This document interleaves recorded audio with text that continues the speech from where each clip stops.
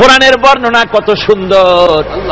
জাহান্নামের কথা শুনতে শুনতে লোকেরা আল্লাহর ভয়তে হতাশ হয়ে যেতে পারে, আল্লাহর ভয়তে। সেই জন্য যত জায়গায় জাহান্নামের বর্ণনা আছে সাথে সাথে আবার আশার সঞ্চার করার জন্য আল্লাহ জান্নাতের কথা বলেছেন। কাহার এবং জব্বার নাম আল্লাহ যেখানে ব্যবহার করেছেন সাথে সাথে আবার গফুর রহিম নাম ব্যবহার করেছেন, বান্দা যেহেতু হয়রান হয়ে না যায়। আমার ভাইরা, একদিকে জাহান্নামের এই কঠিন শাস্তির কথা, আবার অপরদিকে আল্লাহ বলেন শোনো, এমন জান্নাত আমি রেখেছি, মাসালুল জান্নাতিল্লাতী উইদাল মুত্তাকুন, এমন বেহেশত মুত্তাকিনদের জন্য যার ওয়াদা করা হয়েছে এমন বেহেশত, সেটা ফিহা আনহারুম মিন মাইন গায়রি আসিন, সেখানে এমন সুন্দর স্বচ্ছ পানির ঝর্ণাধারা, সুমিষ্ট পানির ঝর্ণাধারা রাখা হয়েছে। ওয়া আনহারুম মিন লাবানিন লাম ইয়াতাগায়্যার তা'আমুহু, আর সেখানে দুধের ঝর্ণা রাখা হয়েছে যার স্বাদ কখনো নষ্ট হবে না।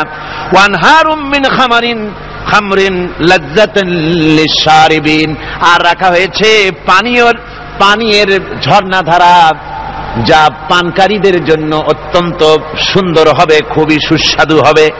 আর রাখা হয়েছে ওয়া আনহারুম মিন আসালিম মুসাফফা, পরিষ্কার পরিচ্ছন্ন সুস্বাদু মধুর ঝর্ণা। জোরে বলেন সুবহানাল্লাহ। ওয়া সাকাহুম রাব্বুহুম শারাবান তাহুরা, জান্নাতের ভিতরে তোমাদেরকে পান করানো হবে শারাবান তাহুরা, পবিত্র পানীয়। তহের এবং তহুর দুটি কথা। তহের বলা হয় সেই জিনিসকে যা নিজে পাক, আর একজনকে পাক করতে পারে না, যেমন মধু, যেমন তেল, যেমন দুধ নিজে পাক, কিন্তু দুধ দিয়ে যদি কেউ গোসল করে, দুধ দিয়ে যদি কেউ উজু করে, ও নিজে পাক কিন্তু আপনাকেও পাক করতে পারবে না। এটার নাম হচ্ছে তহের। আর তহুর বলা হয় সেই জিনিসকে যে নিজেও পাক এবং অন্যকেও পাক করে দিতে পারে, যেমন পানি। পানি নিজে পাক, ওটার দ্বারা উজু করলে, গোসল করলে সেও কি হবে? পাক হয়ে যাবে।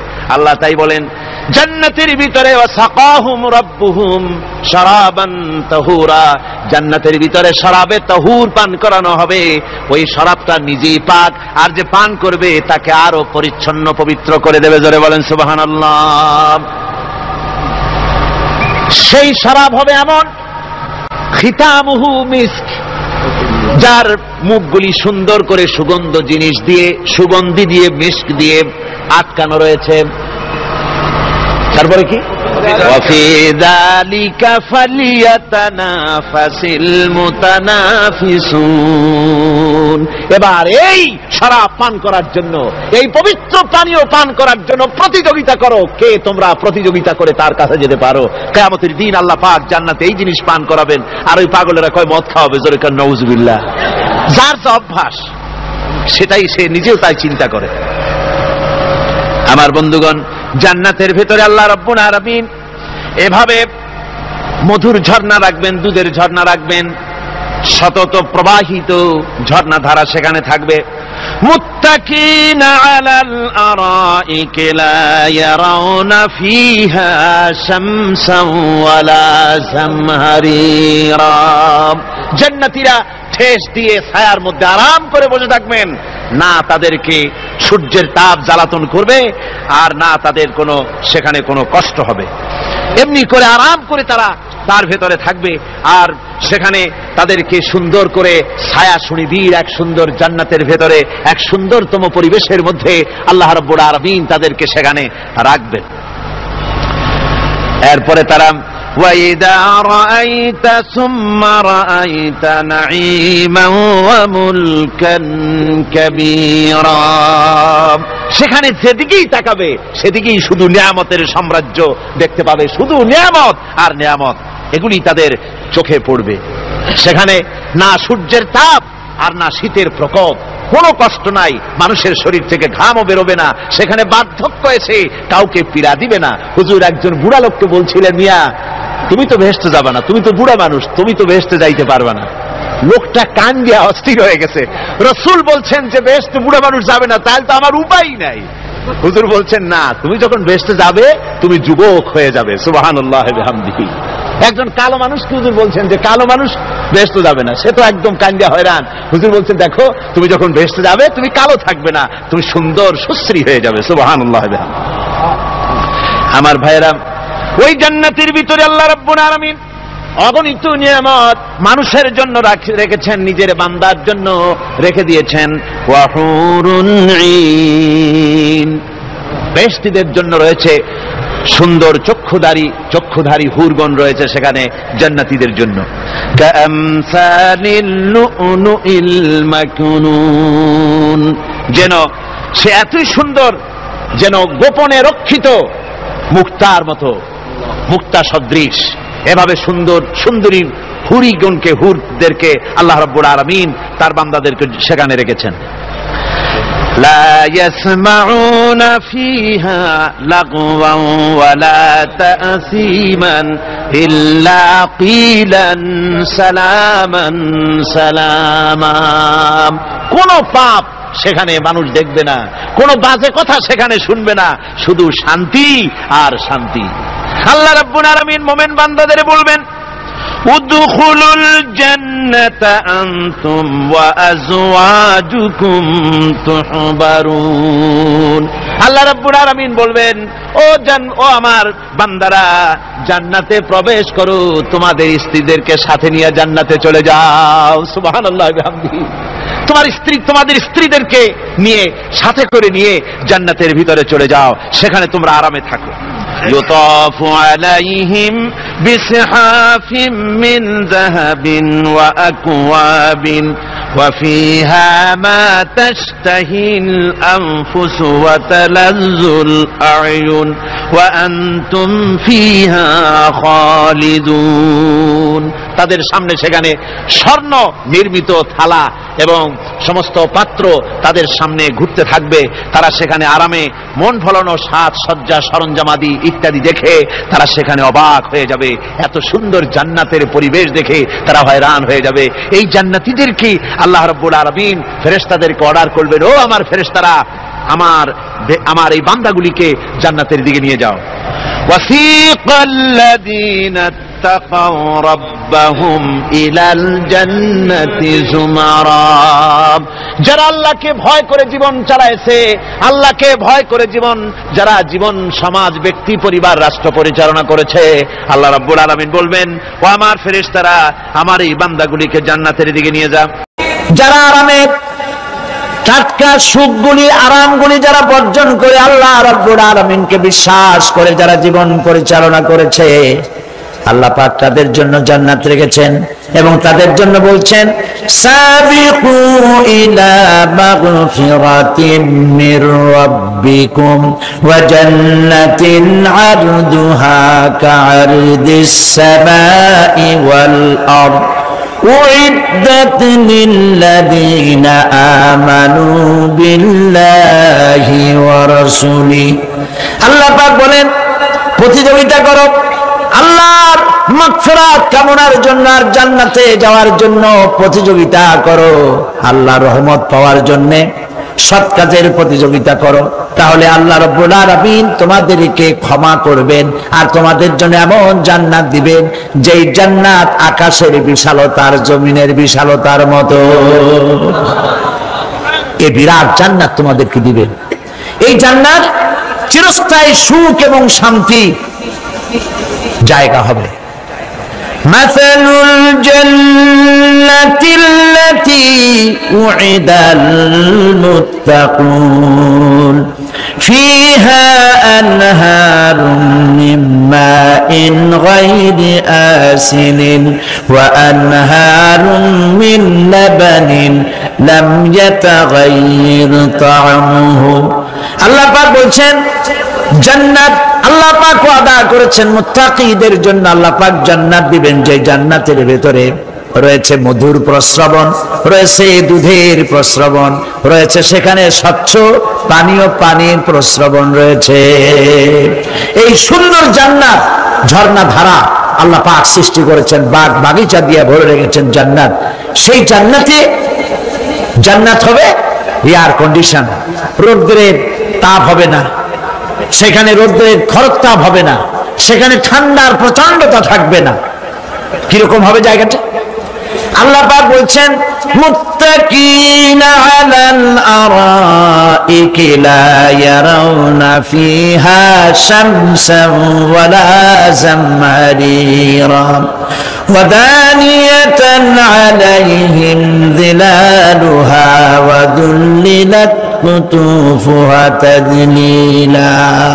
আল্লাহ পাক এমন জান্নাত রেখেছেন, সেই আল্লাহ পাক সেই জান্নাতের ভিতরে জান্নাতীরা ঠেস লাগায়া মুখোমুখি অবস্থায় তারা সেখানে বসবে, আর জান্নাতীদের মনের মধ্যে কোনো দুঃখ থাকবে না, পেরেশানি থাকবে না।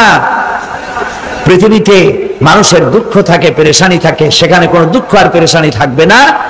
সেই জায়গাটা হবে শীতাতপ নিয়ন্ত্রিত, না শীত না গরম, চির বসন্ত বিরাজ করবে। জান্নাতীরা সেখানে থাকবে। এই সুন্দর জান্নাত আল্লাহ পাক রেখেছেন মুত্তাকীদের জন্য। সুবহানাল্লাহ। কাফেরদের জন্য জান্নাত হবে, জাহান্নাম হবে চিরকাল। খালিদিনা ফিহা আবাদান, চিরকাল কাফেরেরা জাহান্নামে থাকবে। সর্বশেষ যে ব্যক্তি জাহান্নাম থেকে মুক্তি লাভ করবে তাকে আল্লাহ পাক বলবেন, ফেরেশতাদেরকে বলবেন, আমার ফেরেশতারা আমার এই বান্দাকে জান্নাত এবং জাহান্নামের মাঝখানে রেখে দাও। জান্নাত এবং জাহান্নামের মাঝখানে লোকটি যখন থাকার জায়গা পাবে, সে জান্নাতের দিকে তাকায়া দেখবে আর কাঁদতে থাকবে। আল্লাহ পাক জিজ্ঞেস করবেন, বান্দারে যুগের পর যুগ ধরে জাহান্নামে কেঁদেছো, আমি রব্বুল আলামিন জাহান্নাম মাফ করে দিয়া জান্নাত জাহান্নামের মাঝখানে রেখে দিয়েছি, আযাব থেকে তো বেঁচে গেছো, এখন কাঁদো কেন? লোকটি বলবে, রব্বুল আলামিন কান্দি এই কারণে, জাহান্নাম থেকে মাফ করেছো, তোমার শুকরিয়া আদায় করি। জান্নাত তো আমার কপালে নাই, কিসমতে নাই, কিন্তু জান্নাত আমি এখান থেকে দেখতে পাচ্ছি। জান্নাতের সুঘ্রাণ আমার নাকে আসতেছে, কপালে নাই যাওয়ার।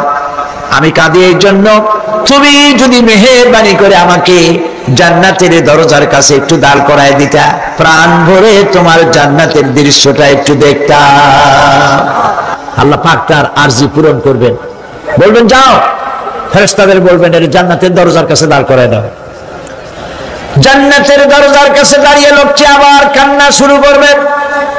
আল্লাহ পাক প্রশ্ন করবেন, এবার কান্দো কেন? লোকটি বলবে, রব্বুল আলামিন কান্দি এই কারণে, জান্নাতের এই দরজায় দাঁড়ায়া জান্নাতের অফুরন্ত নেয়ামত কিছুই ভালো করে দেখা যায় না, শুধু অল্প জায়গা দেখি। যদি তুমি আমারে দয়া করে জান্নাতের মাঝখানে দাঁড় করায় দিতা, চতুর্দিকে তাকায়া তাকায়া দেখা কলিজারে ঠান্ডা বানাইতাম। তবে আমি ওয়াদা করি, জান্নাতের কোনো নাজ নেয়ামত, কোনো ফল আমি খাবো না, ধরবো না, সইব না।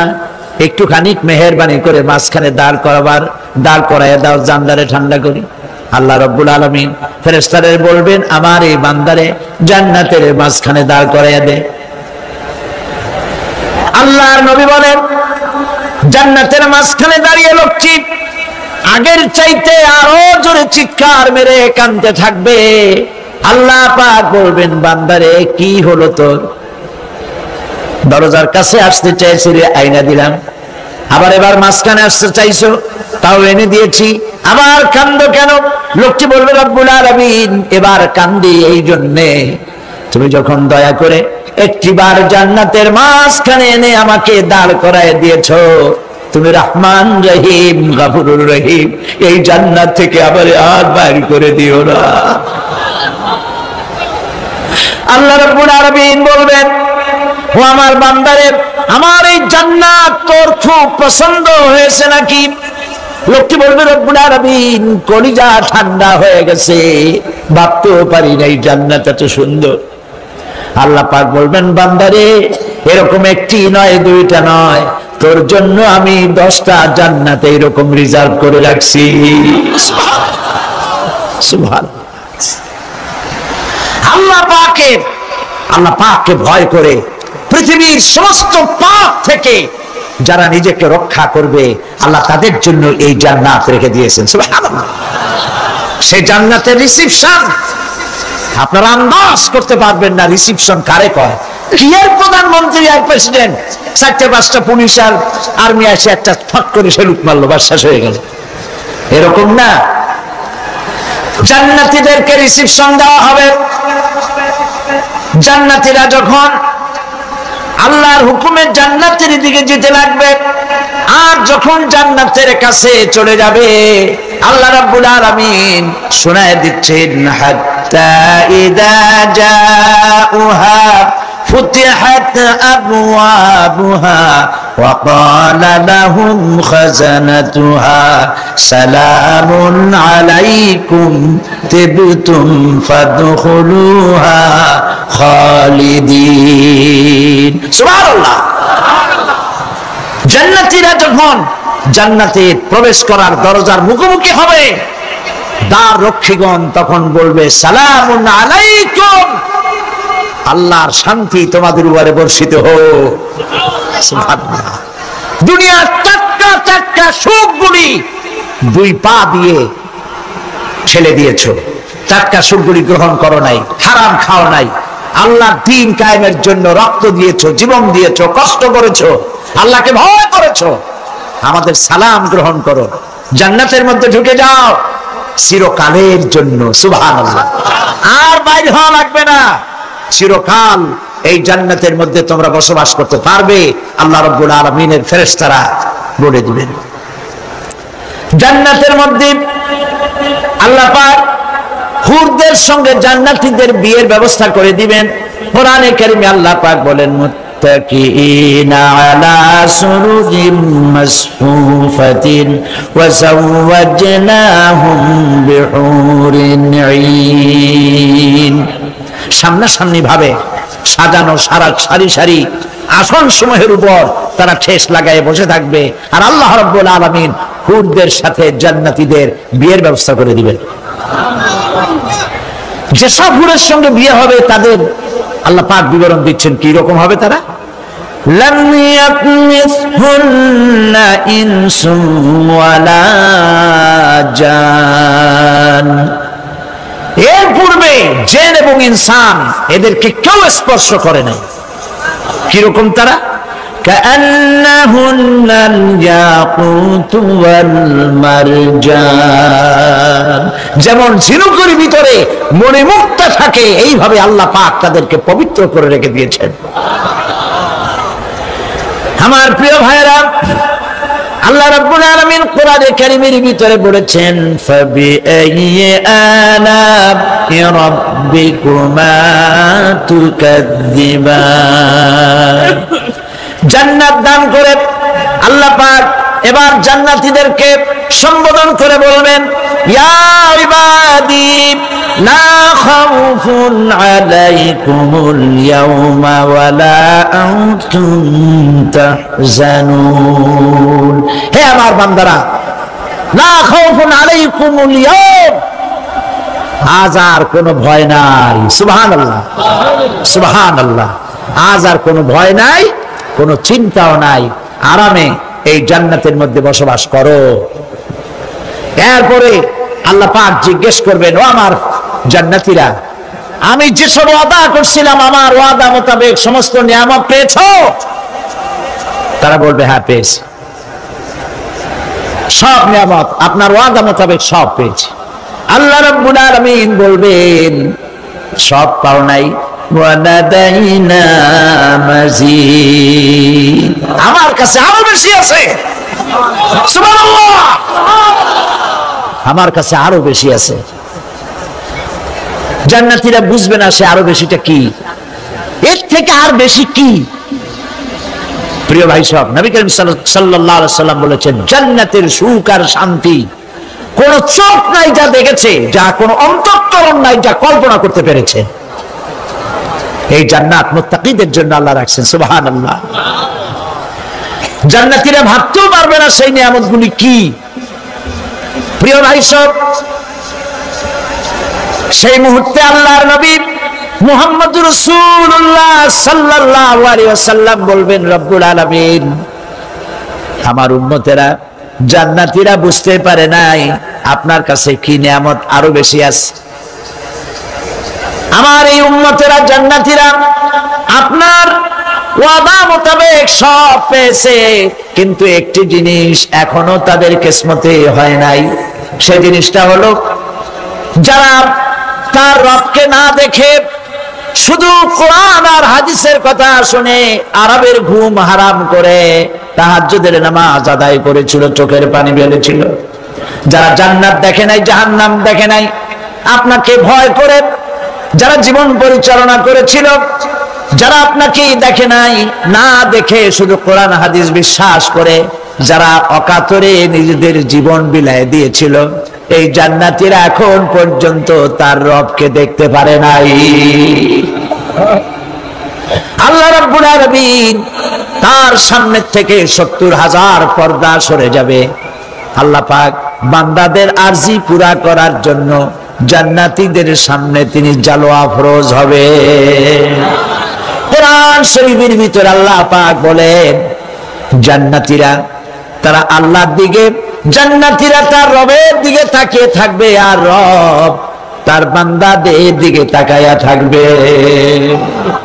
প্রাণ ভরে জান্নাতীরা রবকে দেখবে, সুবহানাল্লাহ, আল্লাহ পাককে দেখবে।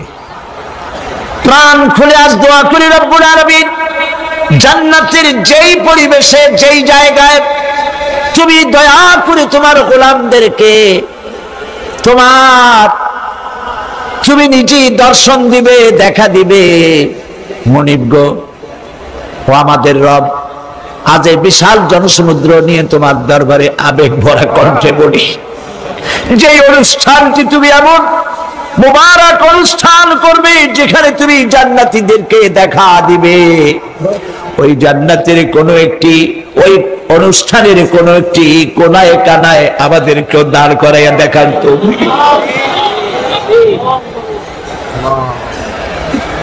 প্রিয় ভাই সব, আল্লাহ রাব্বুল আলামিন মানুষের সামনে এত সব নিয়ামত রেখেছেন, এই জান্নাত দান করবেন।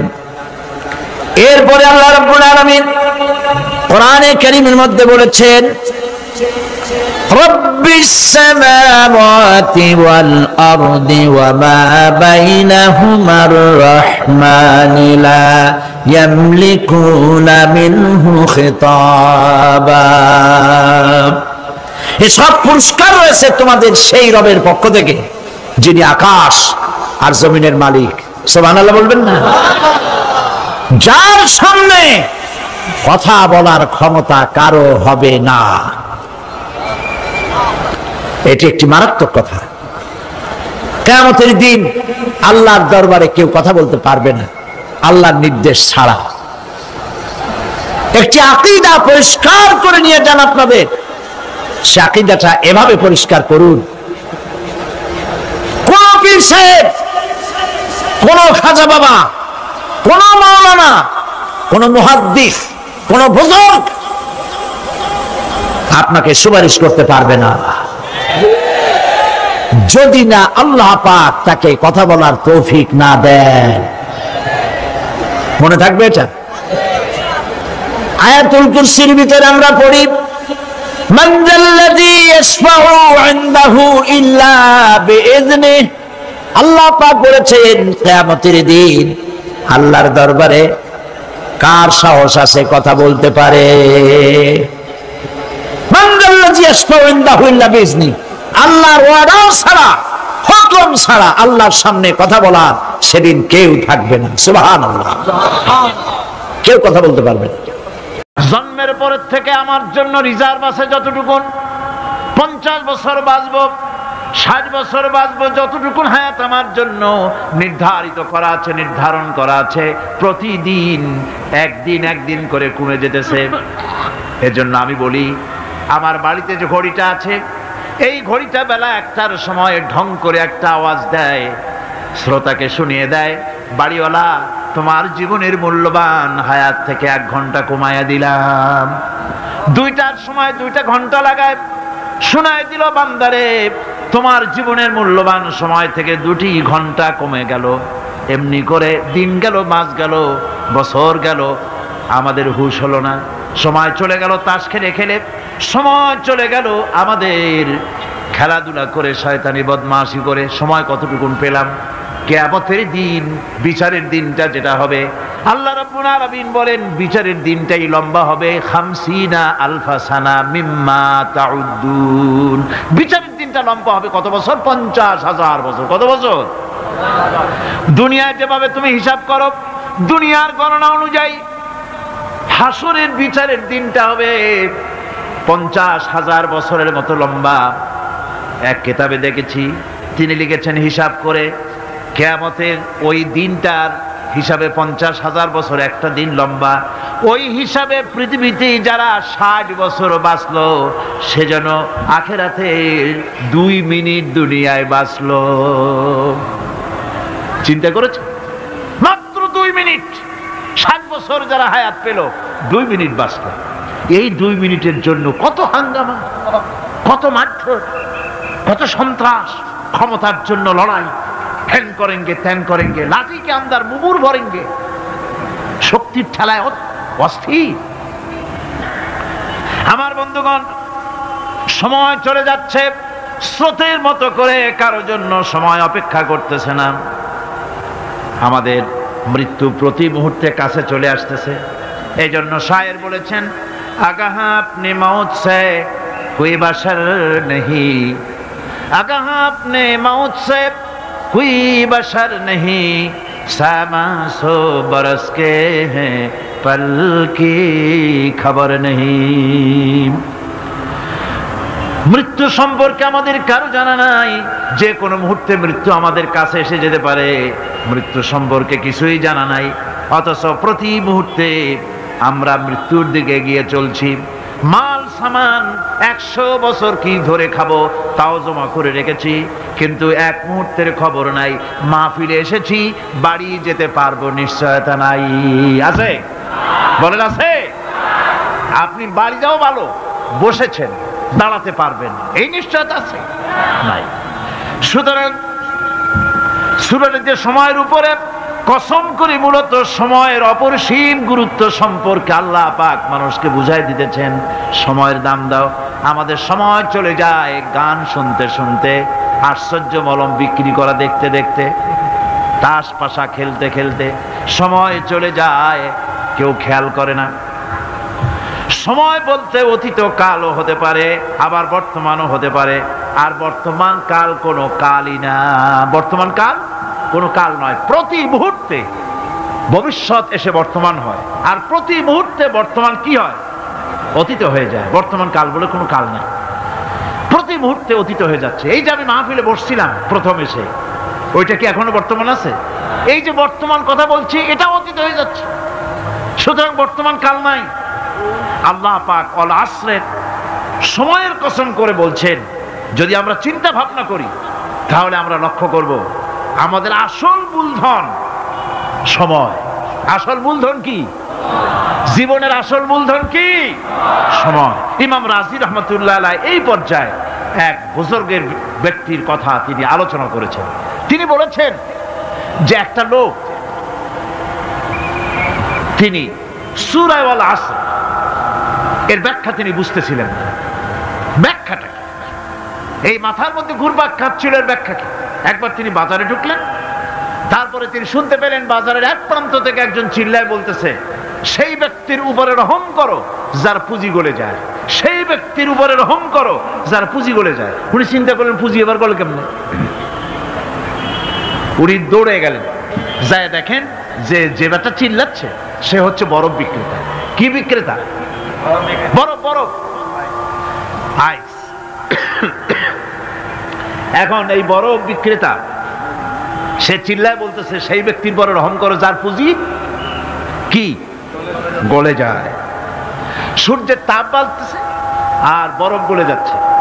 সে বুঝাতে চাচ্ছে যে আমার এই বরফটা জমাট থাকা অবস্থায় তোমরা কেউ কেনো, যেহেতু আমার পুঁজি তো এর মধ্যে আমি ইনভেস্ট করেছি। এটা যদি পানি হয়ে যায় তো পানি তো কেউ কিনবে না, এটা তো যেখানে সেখানে পাওয়া যায়। বরফ পাওয়া যায় না বলেই তো আমি বরফ কিনে আনছি।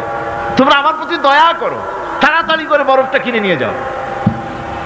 ইমাম রাজি রহমতুল্লাহ আলাইহি বলেন, বুজুর্গ ব্যক্তি চিৎকার মেরে বললেন, আল্লাহু আকবার, আমি আমি কিন্তু এই বরফ বিক্রেতার ঘোষণার মধ্য দিয়ে সূরা ওয়াল আসরের তাফসীর আমি বুঝে ফেলেছি। তার মানে হলো বরফ বিক্রেতা যেভাবে বলতেছে সেই ব্যক্তির উপরে রহম করো যার পুঁজি গলে যায়। আমারও তো একটা পুঁজি আছে, ওই পুঁজির নাম হায়াত। প্রতি মুহূর্তে আমার পুঁজি তো গলে যেতেছে, আমার পুঁজি তো গলে যায়, প্রতি মুহূর্তে কমে যেতেছে। আহারে এই পুঁজি যে গলে গেল ধরে রাখতে পারলাম না, এই জন্য কিছুই তো করতে পারি নাই। সূরা ওয়াল আসরের ভিতরে মানুষের আয়ুষ্কাল দেওয়া হয়েছে, বরফ গলে যাওয়ার মতো দ্রুত সে আয়ু কমে যাচ্ছে। একে যদি নষ্ট করে ফেলা হয়, ভুল কাজে ব্যয় করা হয়, সেটাই হচ্ছে মানুষের মূল ক্ষতি। মানুষের মূল ক্ষতি। ব্যবসায় ক্ষতিগ্রস্ত হয়েছে, এটা মূল ক্ষতি নয়। স্বাস্থ্য হারাইছে, মূল ক্ষতি নয়। রাজনীতিতে ব্যর্থ হয়েছে, মূল ক্ষতি নয়। জীবনে মন্ত্রিত্ব হারাইছে, মূল ক্ষতি নয়। মূল ক্ষতি প্রতি মুহূর্তে সময় নষ্ট হচ্ছে, এটাই মূল ক্ষতি। ভাইরা, কিয়ামতের দিন জান্নাতীদের কোনো দুঃখ থাকবে না, সকলের দুঃখ থাকবে। জান্নাতীদের কোনো দুঃখ থাকবে নাকি? থাকবে, থাকবে। জান্নাতীদের মনের মধ্যে একটা দুঃখই থাকবে। ভালো করে শুনুন, জান্নাতীদের মনের মধ্যে একটা দুঃখই হবে।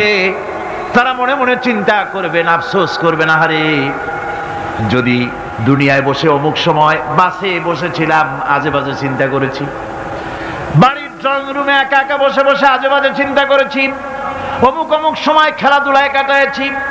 এই সময়গুলিতে যদি সুবহানাল্লাহ, আলহামদুলিল্লাহ, লা ইলাহা ইল্লাল্লাহ, আল্লাহু আকবার, এই তাসবিহ যদি পড়তাম, জিকির আজগার করতাম, জান্নাতের ভিতরে আরো নিয়ামত লাভ করতে পারতাম। সময়টা তো কাজে লাগাইলাম না।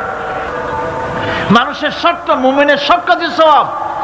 ওয়াকুলু লিন্নাসি হুসনা, মানুষের সঙ্গে ভালো ভালো কথা কও, মানুষের সঙ্গে হাসি মুখে কথা কও। একজনের সাথে হাসি মুখে কথা বললেন, আপনার একটা সদকা দেওয়ার মতো সমান সব আমলনামায় লেখা হয়ে গেল। ভালো ভালো কাম করো। বন্ধুগণ,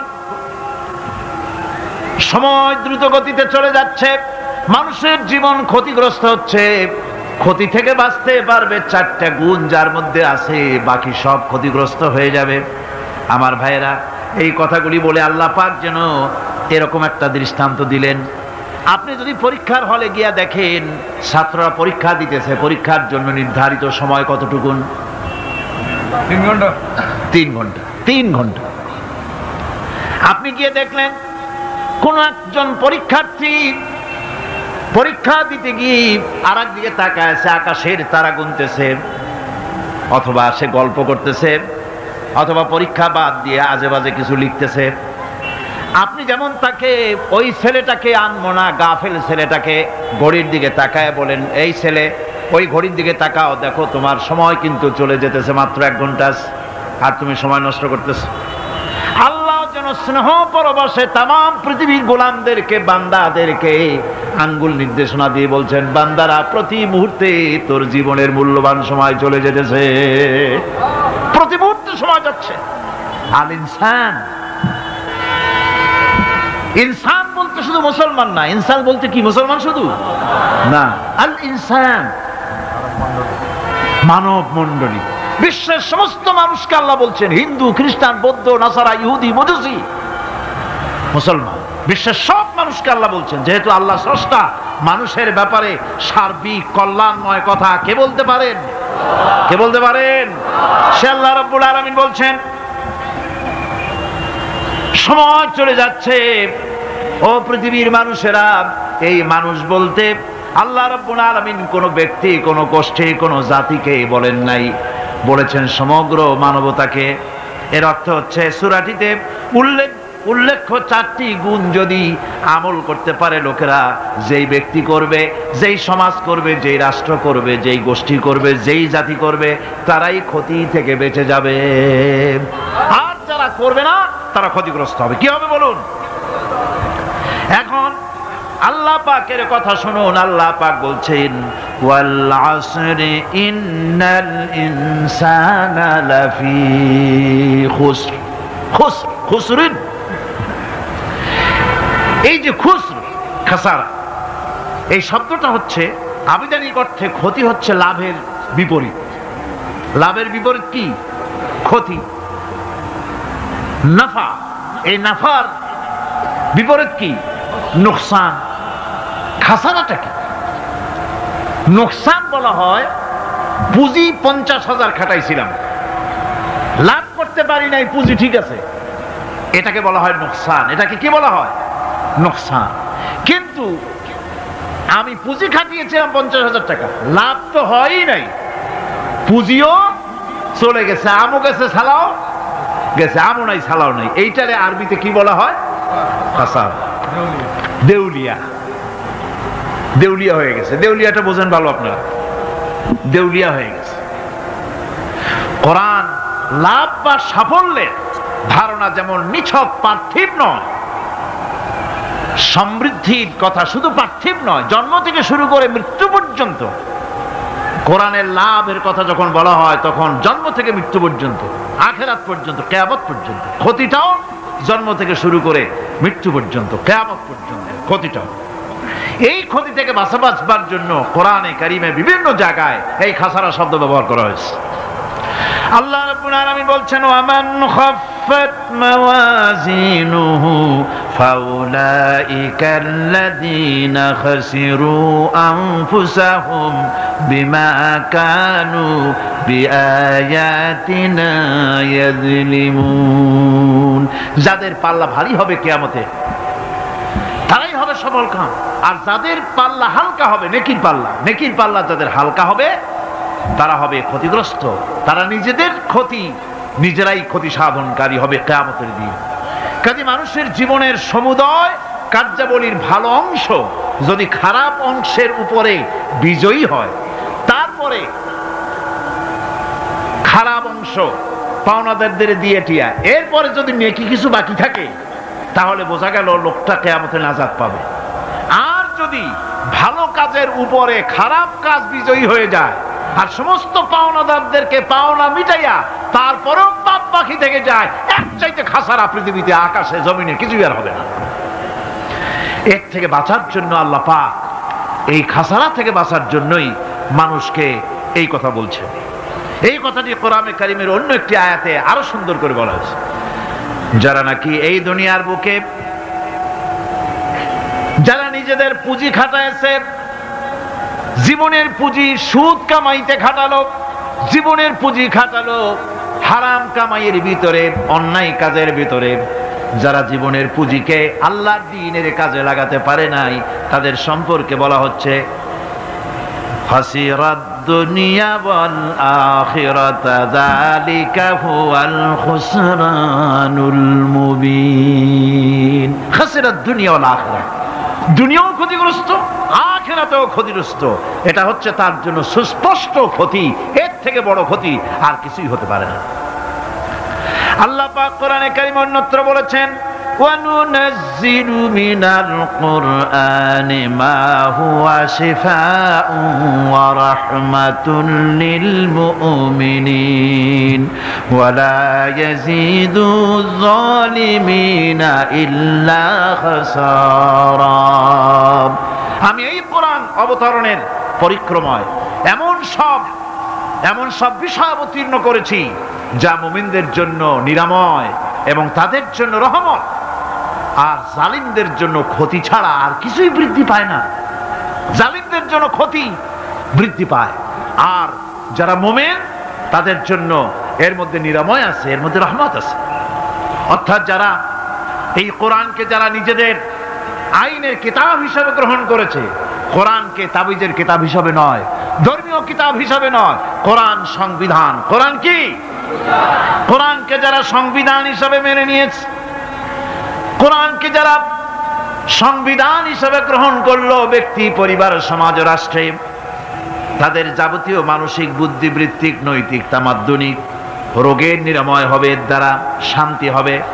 কিন্তু যেসব জালিম এই কোরআনকে প্রত্যাখ্যান করেছি, কোরআনকে যারা মৌলবাদীদের কিতাব বলে, কোরআনের কথা বললে মৌলবাদ বলে গাল দেয়, তারা তাদের কপালকে পোড়াইয়া ছাই বানাইয়া দিছে, তাদের কপাল ভস্মীভূত করে দিয়েছে। আমার দেশে এই দেশটা কি মুসলমান বেশি না অন্য জাতি বেশি? কোন জোরে কোন?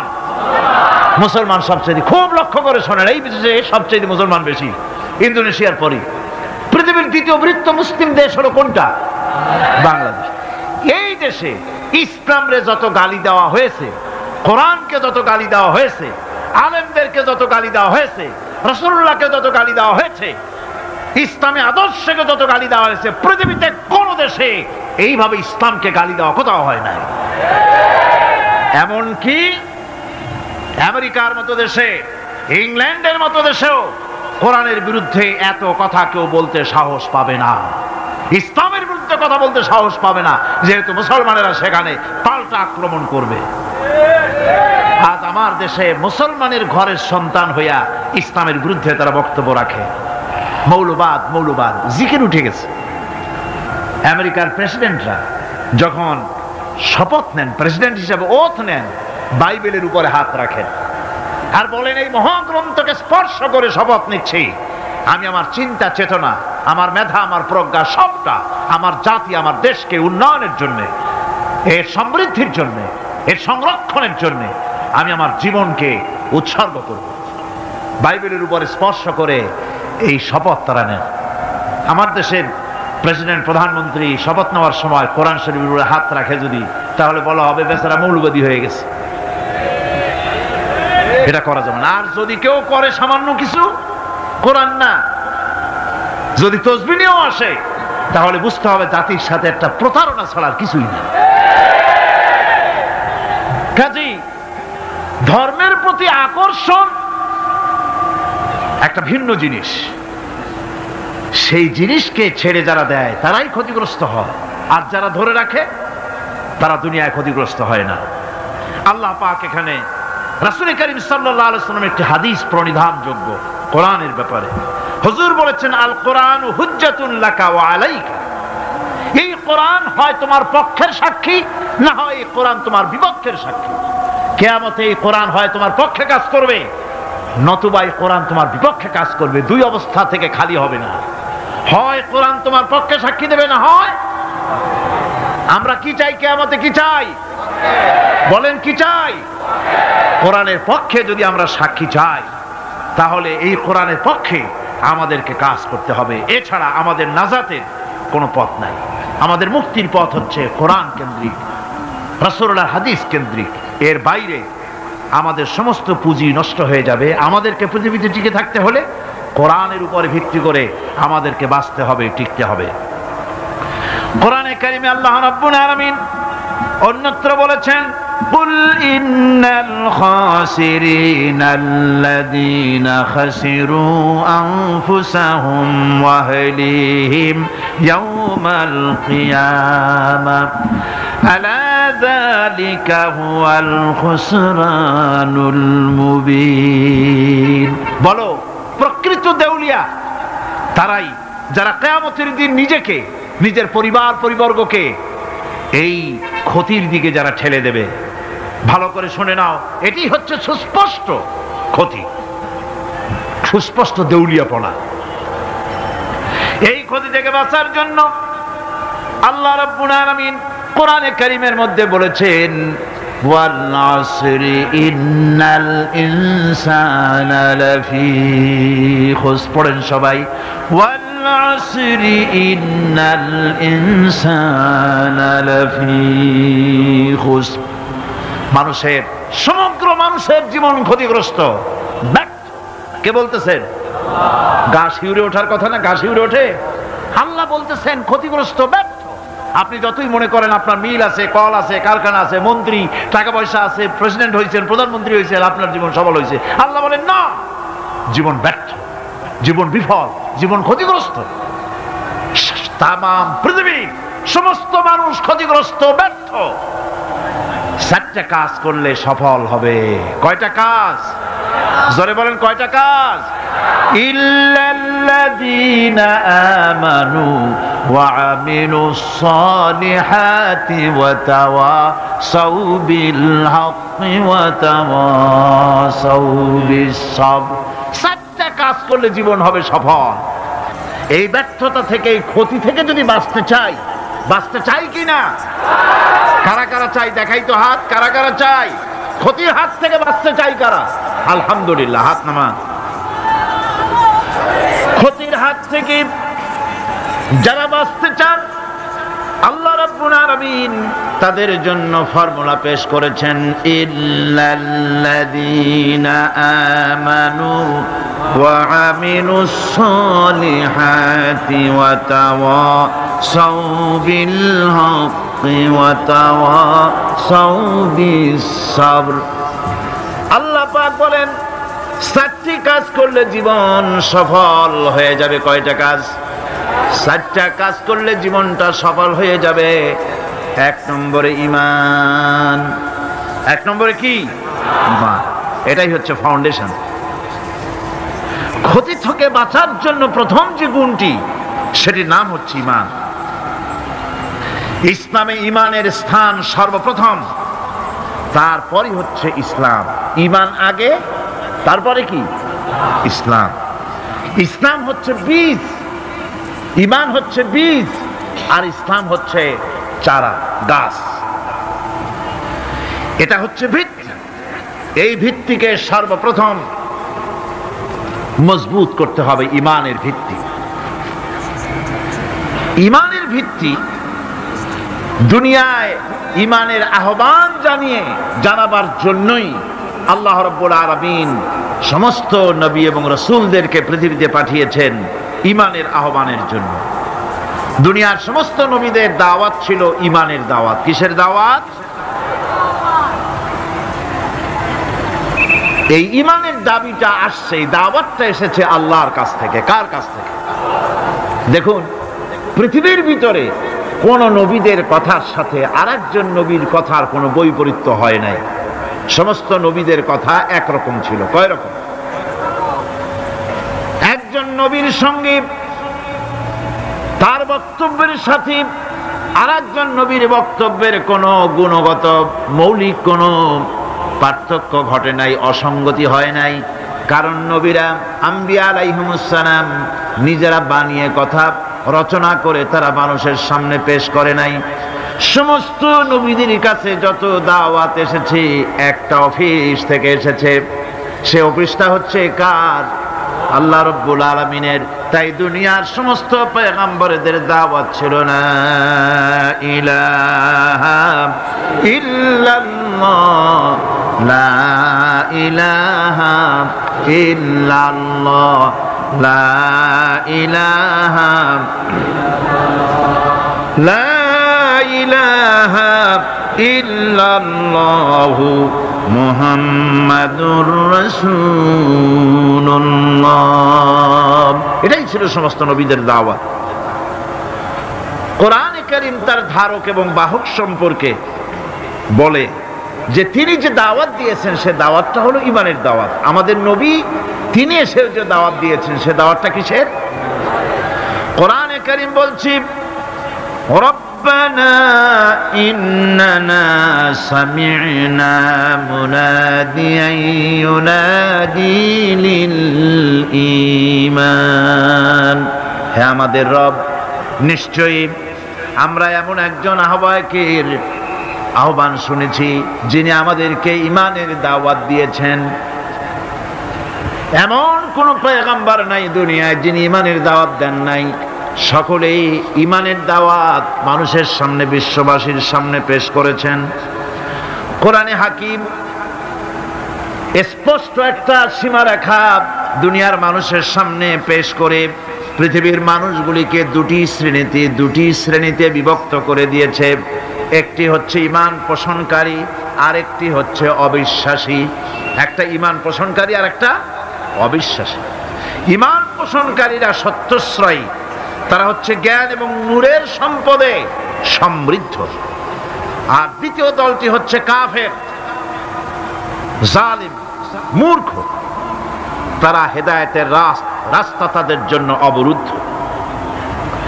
কোরআনে কারীম এই দুইটি দল সম্পর্কে উল্লেখ করতেছেন, মাসালুল ফারিকাইনি কাল আ'মা ওয়াল আসাম্মি ওয়াল বাসীরি ওয়াস সামিঈ হাল ইয়াস্তাবিয়ানি মাসালান আফালা, কোরআন শরীফ বলছে হাল ইয়াস্তাবিয়ানি মাসালান আফালা তাযাক্কারুন। দুইটি শ্রেণীতে আল্লাহ পাক ভাগ করে দিয়েছেন। একটা শ্রেণী হচ্ছে অন্ধ, বোবা, বধির, আরেকটি যারা শুনতে পায়, চোখে দেখতে পায়। এ দুটি কখনো এক নয়, সমান নয়। এ দুটির রাস্তা আলাদা। কাফেরের রাস্তা আর ইমানদারদের রাস্তা সম্পূর্ণ ভিন্ন। আল্লাহ রাব্বুল আলামিন ঈমান এবং কুফরের পার্থক্য বলে দেওয়ার জন্য গোটা মানব জাতির মধ্যে স্পষ্ট করে বলেছেন, লা ইকরাহা ফিদ-দীন ক্বাদ তাবায়্যানার রুশদু মিনাল গায়ব। দ্বীনের ব্যাপারে জোর জবরদস্তি নেই। এখানে হেদায়েতের পথ এবং গোমরাহি, হেদায়েতকে গোমরাহির পথ থেকে সম্পূর্ণ আলাদা করে দেওয়া হয়েছে। লা ইকরাহা ফিদ-দীন, দ্বীনের ব্যাপারে কোনো জোর জবরদস্তি নাই। যারা ধর্মনিরপেক্ষবাদী তারা এই আয়াতটাকে নিজেদের মতবাদকে প্রতিষ্ঠার লক্ষ্যে অনেক সময় কাজে লাগায়। দুটি আয়াতকে তারা বেশি ব্যবহার করে। একটা হচ্ছে লাকুম দীনুকুম ওয়ালিয়া দীন, আর একটা হচ্ছে লা ইকরাহা ফিদ-দীন। এই দুইটি আয়াতকে ধর্মনিরপেক্ষবাদীরা ব্যবহার করে। এই দুটির কোনটি তাদের আদর্শকে বোঝাবার লক্ষ্যে ব্যবহারের কোনো সুযোগ নাই। লা ইকরাহা ফিদ-দীন, ধর্মের ব্যাপারে কোনো বাড়াবাড়ি নাই, জোর জবরদস্তি নাই। এ কথা বলা হয়েছে এই কারণে যে কোন বিধর্মীকে, অমুসলিমকে ভয় দেখিয়ে, লোভ দেখিয়ে অথবা কোন ক্রমে কোন প্রকার চাপ সৃষ্টি করে তাকে মুসলমান বানানো যাবে না। এমনকি সূরা তওবার মধ্যে এসেছে, যুদ্ধ চলাকালীন সময়, জিহাদ চলাকালীন সময় কোন অমুসলিম যদি ইসলাম জানার জন্য তোমাদের তাঁবুতে আসে, তাহলে তুমি তাকে ইসলাম বুঝাও। ইসলাম শোনার পরে যদি মেনে নেয় ভালো কথা, আর যদি না মানে তাকে তার তাঁবু পর্যন্ত ফিরে যেতে চাও, ফিরে যেতে দাও। মাঝপথে তাকে আক্রমণ করা যাবে না। ধর্মের ব্যাপারে কোনো বাড়াবাড়ি নাই। লা ইকরাহা ফিদ-দীন, এর দ্বারা ধর্মনিরপেক্ষতার কোনো কথা বোঝানো হয়নি। আর লাকুম দীনুকুম ওয়ালিয়া দীন, এটা ছিল কাফেরদের সেই বক্তব্যের প্রেক্ষিতে যেখানে কাফেররা বলেছিল মুহাম্মদ সাল্লাল্লাহু আলাইহি ওয়াসাল্লাম, আসুন আমরা এক কাজ করি, সেটা হলো ধর্ম নিয়ে আমাদের মধ্যে যে বাকবিতণ্ডা হচ্ছে, আমরা ধর্মকে 50-50 ভাগ করে নিই। কিছুদিন আমরা গিয়া আপনার আল্লাহরে সেজদা দেই, আর কিছুদিন আপনারা আমাদের মূর্তিগুলিকে প্রণাম করুন। এই প্রস্তাব যখন রাখল, আল্লাহ রাব্বুল আলামিন সূরা কাফিরুন অবতীর্ণ করে দিলেন, কুল ইয়া আইয়ুহাল কাফিরুন লা আ'বুদু মা তা'বুদুন। হে কাফেরেরা, হে অবিশ্বাসীরা, নবী আপনি বলুন, হে অবিশ্বাসীরা, তোমরা যার ইবাদত করো আমরা তার ইবাদত করি না, আবার আমরা যার ইবাদত করি তোমরাও তার ইবাদত করো না। সুতরাং লাকুম দীনুকুম ওয়ালিয়া দীন, সুতরাং তোমাদের দিন তোমাদের জন্য, আমাদের দিন আমাদের জন্য। এখানে নিরপেক্ষতার কথা বলা হয় না, এখানে পক্ষের কথা বলা হয়েছে। কিসের পক্ষ? ধর্মের পক্ষ। কিসের পক্ষ? হিন্দু, খ্রিস্টান, বৌদ্ধ, তোমরা তোমাদের ধর্মের পক্ষে থাকো। মুসলমান, তোমরা তোমাদের ধর্মের পক্ষে থাকো। ধর্মের ব্যাপারে নিরপেক্ষ হওয়ার কোনো সুযোগ নাই। আছে নাকি সুযোগ? আমি পার্লামেন্টে বলেছি এই কথা, যে একটা ধর্মের উপরে বিশ্বাস করে নিজেকে একটা ধর্মের পক্ষের ব্যক্তি হিসাবে ঘোষণা করে কেউ বলছে, দাবি করছে আমি হিন্দু, কেউ বলছে আমি বৌদ্ধ, কেউ বলছে আমি খ্রিস্টান, কেউ বলছে আমি মুসলমান। নিজেকে একটা ধর্মের বিশ্বাসী ঘোষণা করার পর আমি ধর্মনিরপেক্ষ, এই কথাটা মিথ্যা, বানোয়াট, জালিয়াতি, প্রতারণা, মুনাফিক। কোন ধর্মের অনুসারী ব্যক্তি ধর্মনিরপেক্ষ হতে পারে না। কেবলমাত্র নাস্তিক, যারা আল্লাহরে মানে না, আল্লাহকে স্বীকার করে না, ওরা বলতে পারে আমরা ধর্মনিরপেক্ষ, ধর্মের ব্যাপারে আমরা নিরপেক্ষ, গুলো মানি না, বিশ্বাস করি না। কিন্তু যারা ধর্মে মানে, সেদের যে ধর্মেরই হোক না কেন, সে ব্যক্তি ধর্মনিরপেক্ষ যদি দাবি করে, এটা মিথ্যে কথা, এটা মুনাফিকি ছাড়া আর কিছু হতে পারে না। মুসলমানকে, যে কোনো জাতিকে যে ধর্মে আছে ধর্মের পক্ষে থাকার কথাই বলা হয়েছে। এখন আমি বলতেছিলাম ঈমানের কথা। ঈমান আগে আনতে হবে। ঈমান সম্পর্কে আল্লাহ রাব্বুল আলামিন বলতেছেন ঈমান হলো আগে, তারপরে ইসলাম। আবার ঈমান আনার আগে আবার কুফরি একটা শব্দ আছে, সেটা হলো ফামান ইয়াকফুর বিত্তাগুতি ওয়া ইউমিন বিল্লাহি ফাকাদ ইসতামসাকা বিল উরওয়াতিল উসকা লা ইনফিসামা লাহা ওয়াল্লাহু সামিউন আলীম। ফামান ইয়াকফুর বিত্তাগুত, যে ব্যক্তি তাগুতকে অস্বীকার করেছে, সর্বপ্রথম তাগুতকে অস্বীকার করতে হবে। ওয়া ইউমিন বিল্লাহ, আর এরপরে আল্লাহর উপরে যে ঈমান আনলো, ফাকাদ ইসতামসাকা বিল উরওয়াতিল উসকা, সেমন এক শক্ত অবলম্বন ধারণ করলো যা তাকে কোনো কিছুই বিচ্ছিন্ন করবে না, ধ্বংস করে দেবে না। সুবহানাল্লাহ। এখন সত্যিকারের ঈমানদারের পরিচয়টা কি? কোরআনে কারীম সত্যিকারের ঈমানদারের পরিচয় এভাবে পেশ করতেছে, ইন্নামাল মুমিনুনা আল্লাযীনা আমানু বিল্লাহি ওয়া রাসূলিহি সুম্মা লাম ইয়ারতাবু ওয়াজাহিদু বিআমওয়ালিহিম ওয়া আনফুসিহিম ফি সাবিলিল্লাহ উলাইকা হুমুস সাদিকুন। ঈমানের দাবিতে সত্যবাদী কারা? ইন্নামাল মুমিনুনা আল্লাযীনা আমানু বিল্লাহি ওয়া রাসূলিহি, সত্যিকারের মুমিন তো তারা যারা নাকি ঈমান এনেছে আল্লাহর উপর এবং রাসূলের উপরে। এই ঈমান আনার পর সুম্মা লাম ইয়ারতাবু, এরপরে কোন সন্দেহে সে নিপতিত হয় নাই, কোন সন্দেহ তার মনের মধ্যে জায়গা পায় নাই, আর সে আল্লাহর রাস্তায় জিহাদ করেছে মাল দিয়ে, জান দিয়ে। উলাইকা হুমুস সাদিকুন, এরাই হলো ঈমানের দাবিতে সত্যবাদী। সুম্মা লাম ইয়ারতাবু, অথবা এক বিন্দু সন্দেহ মনের মধ্যে জায়গা দেয় নাই। অর্থাৎ ঈমান আনছি কার উপরে? আল্লাহর উপরে। কার উপরে? আর তার রাসূলের উপরে। আল্লাহ এবং রাসূলের উপরে ঈমান আনার পর যারা আল্লাহ এবং রাসূলের বিধান জীবনের সকল ক্ষেত্রে মানতে পারে নাই, তারাই সন্দেহে নিপতিত হয়েছে। কথা বুঝতে পেরেছেন? তাদের সন্দেহ এই কোরআন মানুষের জীবন, তার সম্পদ, তার রাজনীতি, তার অর্থনীতি পরিচালনা করতে পারে না। সেই জন্য ধর্মের ব্যাপারে কোরআন মানি, ধর্মের ব্যাপারে নামাজ আর রোজা মানি, কিন্তু রাজনীতিতে ধর্ম মানি না। এটাই হলো সন্দেহ। এটাই কি সন্দেহ?